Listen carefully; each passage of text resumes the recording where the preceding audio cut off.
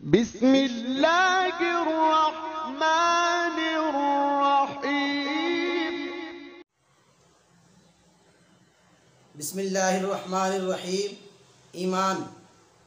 قال تعالی والذین آمنوا اشد حبا للہ۔ اللہ تعالیٰ کا ارشاد ہے اور ایمان والوں کو تو اللہ تعالیٰ ہی سے زیادہ محبت ہوتی ہے۔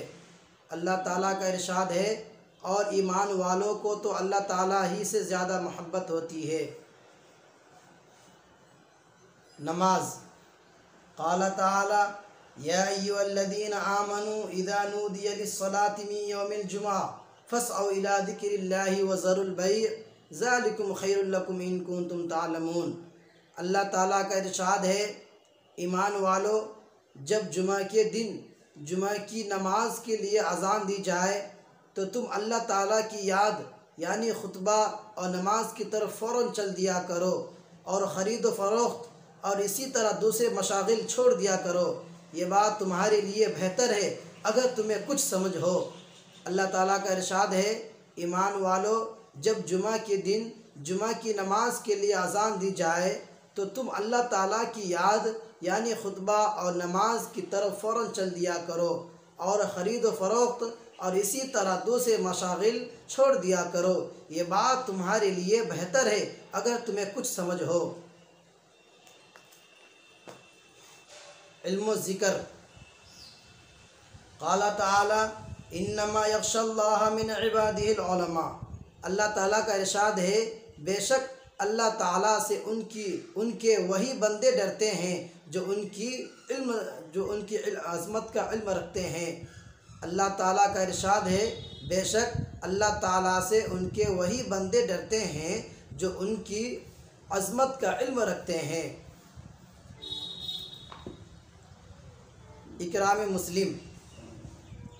عن ابن عباس رضی اللہ عنہما قال نظر رسول اللہ صلی اللہ علیہ وسلم الى الكعبۃ فقال لا الہ الا اللہ ما اطیبک واطیب ریحک واعظم حرمتک والمؤمن اعظم حرمۃ منک ان اللہ تعالی جعلک حراما وحرم من المؤمن مالہ ودمہ وعرضہ وان نظن به ظن سیئا۔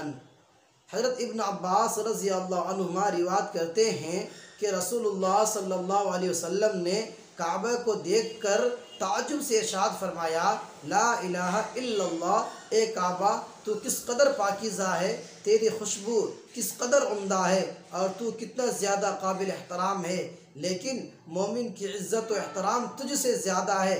اللہ تعالیٰ نے تجھ کو قابل احترام بنایا ہے اور اسی طرح مومن کے مال، خون اور عزت کو بھی قابل احترام بنایا ہے، اور اسی احترام کی وجہ سے اس بات کو بھی حرام قرار دیا ہے کہ ہم مومن کے بارے میں ذرا بھی بدگمانی کریں۔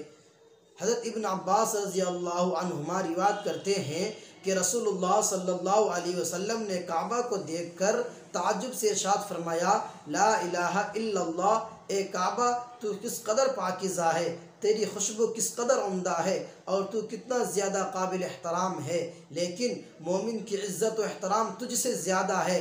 اللہ تعالیٰ نے تجھ کو قابل احترام بنایا ہے اور اسی طرح مومن کے مال، خون اور عزت کو بھی قابل احترام بنایا ہے، اور اسی احترام کی وجہ سے اس بات کو بھی حرام قرار دیا ہے کہ ہم مومن کے بارے میں ذرا بھی بدگمانی کریں۔